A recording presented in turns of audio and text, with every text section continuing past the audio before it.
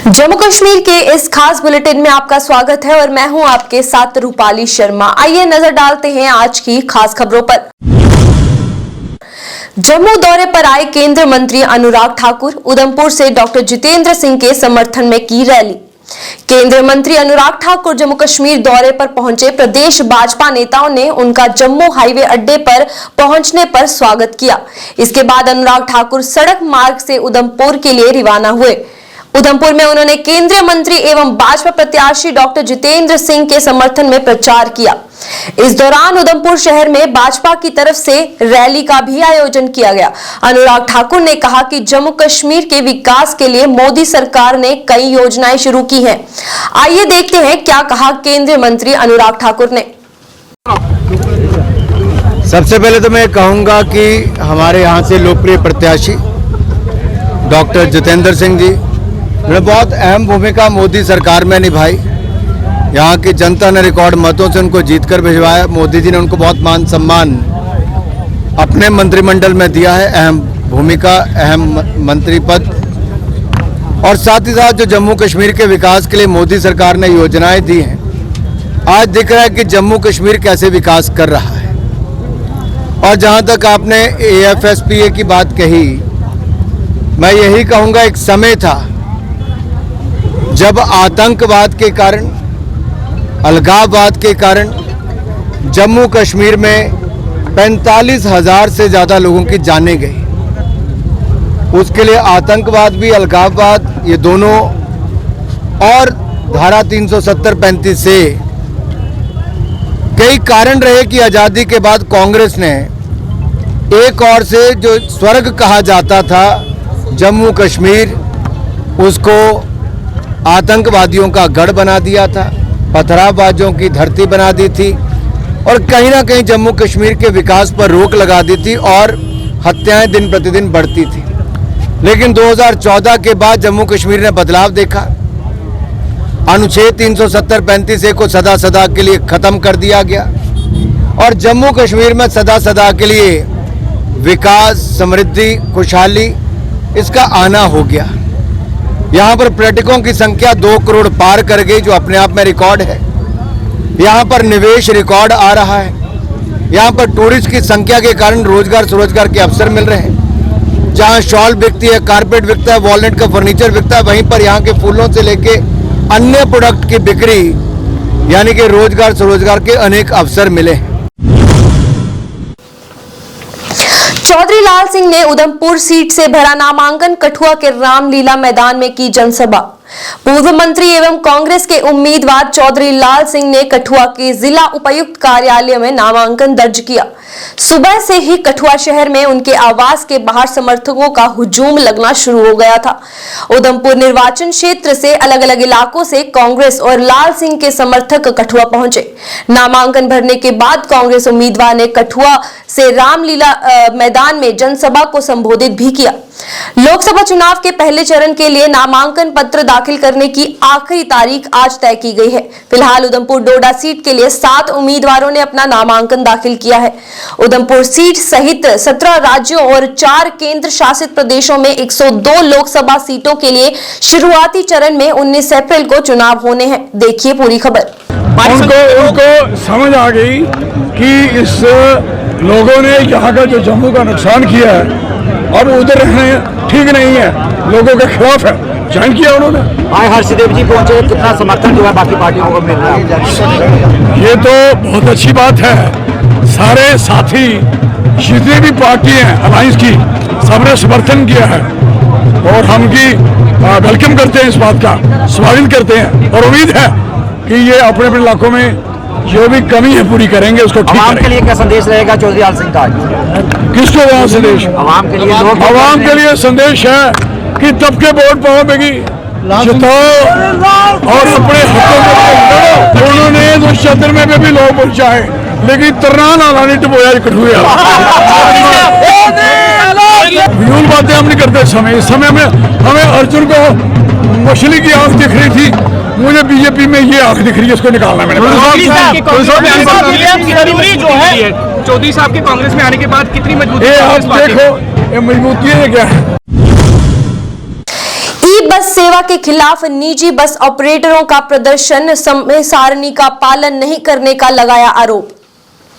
जम्मू शहर के वेयरहाउस में निजी बस ऑपरेटरों से जुड़े लोगों ने स्मार्ट सिटी ई बस सेवा के खिलाफ प्रदर्शन किया। आपको बता दें, प्रदर्शनकारियों ने जम्मू शहर सहित आसपास के इलाकों के लिए ई बसों के बिना किसी समय सारणी के परिचालन के खिलाफ चलाए जाने का आरोप लगाया है। प्रदर्शनकारियों ने कहा कि बिना समय सारणी के परिचालन से उनके कारोबार पर काफी ज्यादा असर पड़ रहा है। ई बस उन रूट्स पर नहीं चल रही जहां पर उन्हें चलने की जरूरत है। ई बसों को भी उन्हीं रूटों पर चलाया जा रहा है जिन पर पहले ही निजी ट्रांसपोर्टर्स की बड़ी संख्या में बसें चल रही हैं। देखिए पूरी खबर।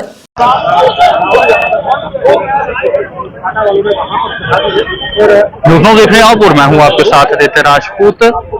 आज से काफी साल पहले जो है आपने ऐसे विजुअल जो है वो देखे होंगे कि टायर जलाकर जो है वो विरोध प्रदर्शन जो है वो किया जाता था, लेकिन इस वक्त अगर बात की जाए तो मैं मौजूद हूँ जम्मू के वेयर हाउस में और यहाँ पर ट्रांसपोर्टर्स की तरफ से जो है वो प्रदर्शन किया जा रहा है और काफी बार इनकी तरफ से एक ही सिंपल मुद्दा है जो ई बसों का, जो पिछले 3 महीने से हमारे से बात हो रही थी, मगर इन्होंने हमारी सहमति के बगैर जो गाड़ियां जिन रूटों में अप्लाई की है उसी विरोध में हमारे ड्राइवर कैंडर सब ने गाड़ियां बंद कर दी हैं। तो जो हमारे रूट बंद हो गए और कल से सारा जम्मू का जितना रूट है बस मेट्रो ये सारा कुछ बंद हो जाएगा। काफी बार मीटिंग भी हुई है, तो क्या मीटिंग में कोई रास्ता नहीं निकला? बिल्कुल हमको बेवकूफ बनाया गया। मैं बता रहा हूँ कि जम्मू म्युनिसिपल कमीशन द्वारा उन्होंने बोला दिया, आरटीओ साहब ने बोला कि आपसे बैठ के जो भी बात होगी हम आपकी सहमति से, जो हमने उनको हंगरी रूट दिए उन्होंने उस हंगरी रूट पे गाड़ी नहीं चलाई, मगर जो इकोनॉमिकली रूट है जहां आगे ही 5 मिनट की सर्विस है इन्होंने वो गाड़ियां उधर लाई हैं। क्यों? वो क्लैश होगा, जब क्लैश होगा ड्राइवर कंडक्टर की लड़ाई होगी, उसका जिम्मेवार कौन होगा? इसी कारण हमारे ड्राइवर ने गाड़ियां ही खड़ी कर दिया है, बोले हमने गाड़ी नहीं चलानी है, ये ई बस से वाले ट्रांसपोर्टर जे आरएसपुरा और जम्मू शंभ का जो उमर अब्दुल्ला ने अमित शाह के अफवाह हटाने के बयान को बताया चुनावी जुमला। बोले हालात सामान्य हैं तो तुरंत हटाएं अफवाह। नेशनल कॉन्फ्रेंस के उपाध्यक्ष उमर अब्दुल्ला ने बड़गाम में arm force special power act को हटाने पर विचार करने के गृह मंत्री अमित शाह के बयान को चुनावी जुमला करार दिया है। उमर अब्दुल्ला ने कहा कि पिछले चुनाव के दौरान लद्दाख में लोगों से भी प्रदेश को छठी अनुसूची में शामिल करने का वादा किया गया था, लेकिन इसे अब तक पूरा नहीं किया गया है। इसी तरह अब जम्मू कश्मीर में ठीक चुनाव से पहले अफवाह हटाने का बयान दिया गया है। उमर ने कहा कि प्रदेश में अगर हालात सामान्य है तो अफवाह को तुरंत हटाना चाहिए। देखिए नेशनल कॉन्फ्रेंस के उपाध्यक्ष उमर अब्दुल्ला का क्या है कहना। कहते हैं कि हालात बिल्कुल नॉर्मल हैं, जब कहते हैं कि मिलिटेंसी खत्म हो चुकी है, जब कहते हैं कि अब लड़ाई की पसंद सोच रही नहीं और जम्मू कश्मीर के हालात इससे ज्यादा बेहतर कभी थे नहीं, तो इंतजार किस चीज का? पहले ही कर देना था। मैं तो 2011 से इस दिन का इंतजार करता आया हूं और कोशिशें भी हमने बहुत की अफवाह हटाने की, लेकिन मुझे डर इस बात का है कि जिस तरह लद्दाख के लोगों को 6 शेड्यूल का झांसा देके उनको गुमराह किया गया, उनको धोखा दिया गया, उनके साथ झूठे वादे किए गए, बिल्कुल उसी तरह इलेक्शन को देखते हुए जम्मू कश्मीर के लोगों के साथ अब अफस्पा के मामले में भी एक झूठा वादा और धोखा देने का जो है सिलसिला किया जा रहा है।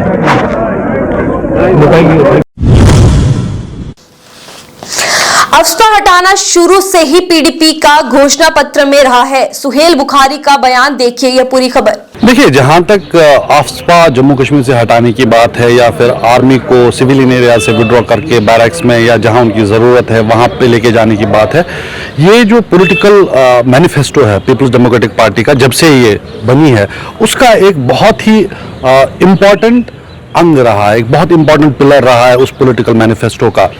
और यही वजह है कि जब हमने बीजेपी को एंगेज किया था गवर्नमेंट फॉर्मेशन में, एक एजेंडा ऑफ अलायंस बना था जिसमें हमने लिखित रूप से काफ़ी सारी चीज़ों की उनसे गारंटी ली थी, उसमें ये भी बहुत प्रोमिनेंटली फिगर करता था। हमने उनसे कहा था, लिखित रूप से लिया था कि हम अफस्पा को धीरे धीरे करके हटाएंगे और जो आर्मी है जो सिविलियन एरियाज में है उनको फिर वहाँ से विड्रॉ करके बैरक्स में या जहाँ उनकी ज़रूरत है वहाँ लेके जाएंगे। एनसी मुख्य प्रवक्ता तनवीर सादिक के भी बयान आए सामने। कहा कि जम्मू कश्मीर सुरक्षा स्थिति के संबंध में या तो यूटी प्रशासन झूठ बोल रही है या तो गृह मंत्रालय झूठ बोल रहा है। देखिए पूरी रिपोर्ट। कि अगर कोई भी चीज जो जम्मू कश्मीर के लोगों को फायदा देती है उसमें नेशनल कॉन्फ्रेंस को कोई भी रिजर्वेशन नहीं है। बट इसके साथ एक बहुत इंपॉर्टेंट चीज है, जब आप अफस्पा रिमूव करते हैं तो आप कहते हैं कि यहाँ की सिचुएशन बेटर हुई है।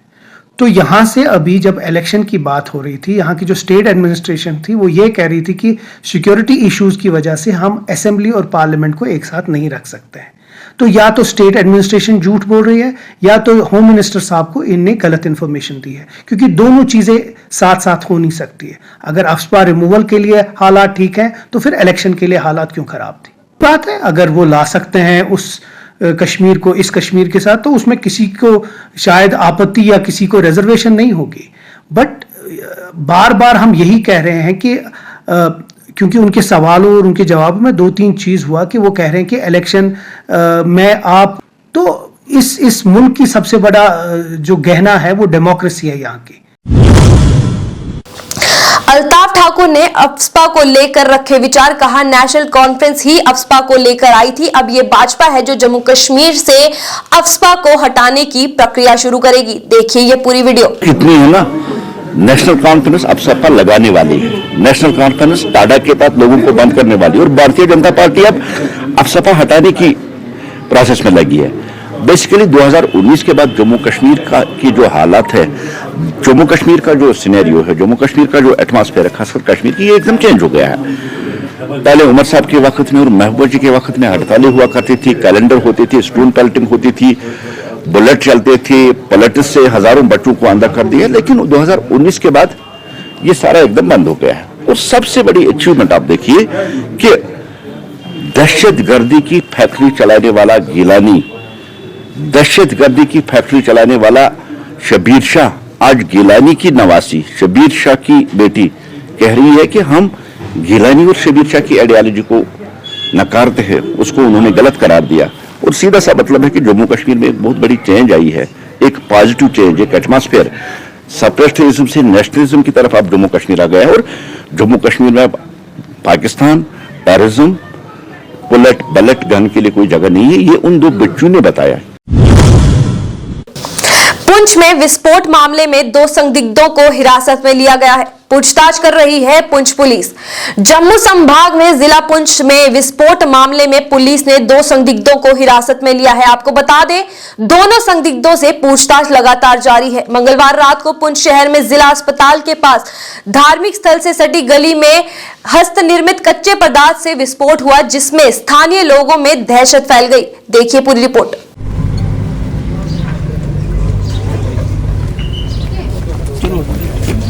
ਗੱਲ ਨਹੀਂ ਹੈ, ਪਰ ਇਹ ਜ਼ਰੂਰ ਹੈ ਕਿ ਤੁਸੀਂ ਇਹ ਸਾਰੇ ਫੈਕਟਰਸ ਜਿਹੜੇ ਇਹਨਾਂ ਨੂੰ ਕੰਪਲੀਟ ਕਰਨ ਦੀ ਕੋਸ਼ਿਸ਼ ਕਰੋ ਤਾਂ ਕਿ ਇਨ ਫਿਊਚਰ ਕੋਈ ਬੰਦਾ ਐਸੀ ਮਨਸਾਵਾ ਨੇ ਫੋਨ ਕੀਤਾ, ਕਿਉਂਕਿ ਮਨਸਾਵਾ ਨੇ ਫੋਨ ਕੀਤਾ ਉਹਨੂੰ ਇਹ ਨਹੀਂ ਇੱਥੇ ਬੈਠੇ ਦੇ ਆ, ਅਸੀਂ ਸੁਣਿਆ ਡੀਜੀ ਸਾਹਿਬ ਵੀ ਆ ਰਹੇ ਤਾਂ ਜਦੋਂ ਅਸੀਂ ਕਰਾਂਗੇ ਉਹਨਾਂ ਦਾ ਗੱਲ ਕਰਕੇ ਜਾਣਾਂਗੇ। श्रीनगर पुलिस द्वारा जीएसएस मुजगुंड में नशा मुक्ति जागरूकता कार्यक्रम का आयोजन किया गया। देखिए पूरी खबर। हलफ लेता हूँ कि मैं नशे की बिद्दत को खत्म करने के लिए अपने समाज को नशे की लानत से पाक करूंगा। न खुद न अपने घर में और न अपने आस पास किसी को नशा इस्तेमाल दूंगा। मैं हलफ लेता हूँ। Thank you.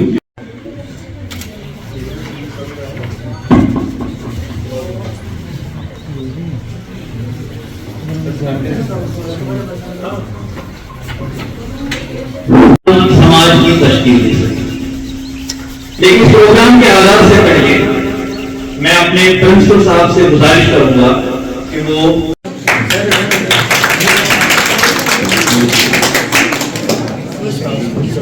मारिया स्वयं प्लान